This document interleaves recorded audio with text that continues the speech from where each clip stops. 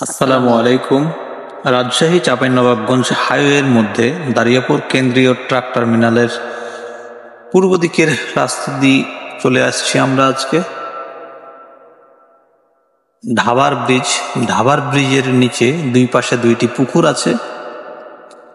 সেই পুকুরের একটি পুকুর সাদিকুল ভাই নয়ন ভাতিজার পুকুর। সেই পুকুরে আজকে আমরা মাছ ধরতে চলে এসেছি। চলুন আমরা সবাই একসাথে মাছ ধরা উপভোগ করি। আব্দুল্লাহ ভাতিজা, কামাল ছোট ভাই মাছ মারার জন্য জাল প্রস্তুত করছে, সাথে এগুলোও ছোট ভাই, সবই পরিচিত মুখ। জাল উপর থেকে নিচ দিকে নামানো হচ্ছে। প্রায় জাল নামানো শেষের পথে। এই টানা জাল দিয়ে পুকুর থেকে মাছ ছেঁকে তোলা হবে। এই সেই পুকুর দেখে মনে হচ্ছে গভীরতা নাই, কিন্তু দেড় মানুষ দুই মানুষ গভীরতা আছে এই পুকুরটিতে।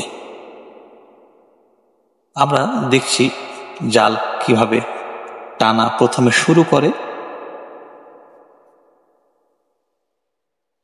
পুকুরের পাশ দিয়ে একজন নিচে আছে আর দুইজন উপর দিক ধরে সামনে এগিয়ে চলেছে। এইভাবেই পুকুরের টানা জাল দিয়ে মাছ তোলা হয়, আর ভেতরের ডালগুলি উপরে এইভাবে উঠিয়ে নেওয়া হয়। আবার মাছ মারার পর ডালগুলি ফেলে দেওয়া হয়।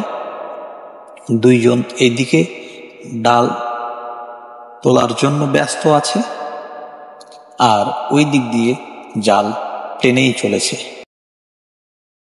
আমরা মাছে ভাতে বাঙালি। এই পুকুরের মাছ বেশি মিষ্টতা পাবো, বেশি স্বাদ পাবো, ভালো লাগবে। এটা আমাদের কম বেশি বয়োবৃদ্ধ থেকে ছোট পর্যন্ত সবার জানা। এটি ঢাবার ব্রিজের পাশের পুকুর। আব্দুল্লাহ ভাতিজা জাল টানছে, যেরকম দেহ এসেছে কাতার থেকে।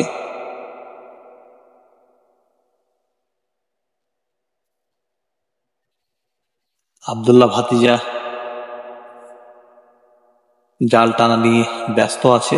এদিকে আব্দুল্লাহ ভাতিজার চাচা, আমার ভাই, জোক লেগে গেছে, জোক ছুটা নিয়ে ব্যস্ত।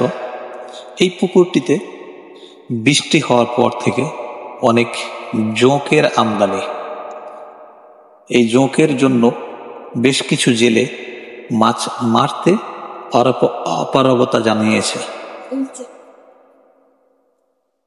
অপারগতা জানানোর কারণ হচ্ছে অত্যধিক জোঁক। এই জোঁককে উপেক্ষা করে একজন আমাদের বিশ্বস্ত জেলে বন্ধু জালটি নিয়ে এসেছে। জাল টানা প্রায় শেষের দিকে। মাছ রাখার পাত্রগুলিকে প্রস্তুত করা হচ্ছে। ভেতরে কিছু ডাল আছে, ডালগুলিকে উঠিয়ে ফেলা হচ্ছে। এই যে মাছ উপর দিকে লাফ দিচ্ছে, আমরা উপভোগ করছি খুব। জাল টানা প্রায় শেষের পথে, মাছ পাত্রতে রাখা শুরু হয়ে গেছে। যেগুলো মাছ উপরে লাফিয়ে আসছে সেই মাছগুলি রাখা হচ্ছে। এখানে কোনো সার প্রয়োগ করা হয় নাই, কোনো কীটনাশক প্রয়োগ করা হয় নাই, মাছের কোনো খাবার প্রয়োগ করা হয় নাই। সেই ক্ষেত্রে এখানের মাছ অনেক সুস্বাদু হবে, সেই প্রত্যাশায় খুব সকালেই চলে এসেছি মাছ নেব বলে।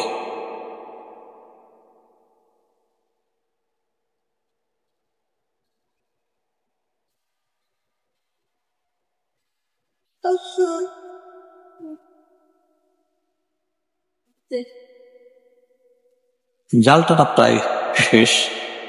জেলেরা একটু জাল টেনে একটু বিশ্রামের চেষ্টা করছে, কারণ জাল তো পুকুরে পাড়েই চলে এসেছে, তাই একটু চেষ্টা করছে জিরিয়ে মাছগুলিকে ধরার।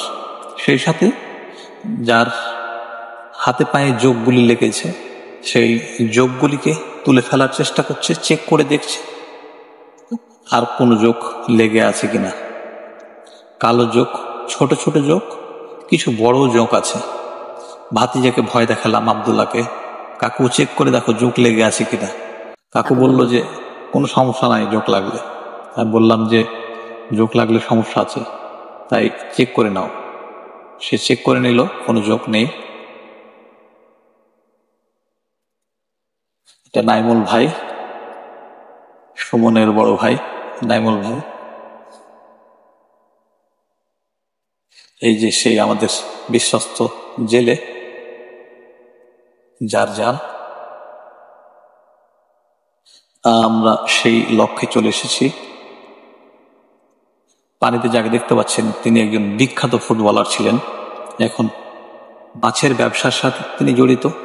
বালিয়াঘাটটা স্কুল এর গেটেই তাকে দেখতে পাবেন, সেই মাছ ব্যবসা নিয়ে, মাছের ব্যবসা নিয়েই তিনি ওইখানেই ব্যস্ত থাকেন। এই যে আমরা মাছ দেখছি, মাছগুলি দেখে আমাদের অনেক মন ভরছে, কারণ এই মাছগুলিতে কোনো সার, খাবার কোনো কিছুই প্রয়োগ করা হয়নি। খাবার যদি বলেন তাহলে কলার পাতা, এমনি ঘাস, এগুলো পাশ থেকে ছিঁড়ে ফেলে দেওয়া হয়েছে, গাছের পাতা এগুলো ছিঁড়ে ফেলে দেওয়া হয়েছে, এইগুলো দেওয়া হয়েছে। মাছগুলি খুব লাফাচ্ছে। এখানে বেশ কিছু সুন্দর সুন্দর মাছ আছে, তার ভিতরে চিতল মাছ, যেটি পাশের পুকুরের, বাবু ভাইয়ের পুকুরের, সেই মাছগুলি ছেড়ে দেওয়া হয়েছে ওখানে। আর এখানে জাপানি রুই, রুই, সিলভার কাপ, তারপরে গ্লাস কাপ, সেই সাথে এই জালে কিছু জিওল মাছ, পুঁটি মাছ, জাল মাছ, এইসব মাছগুলি। ওই যে দেখছি আমরা চিতল মাছটি, খুব সুন্দর মাছগুলি, বেশ বড় হয়েছে অল্প সময়।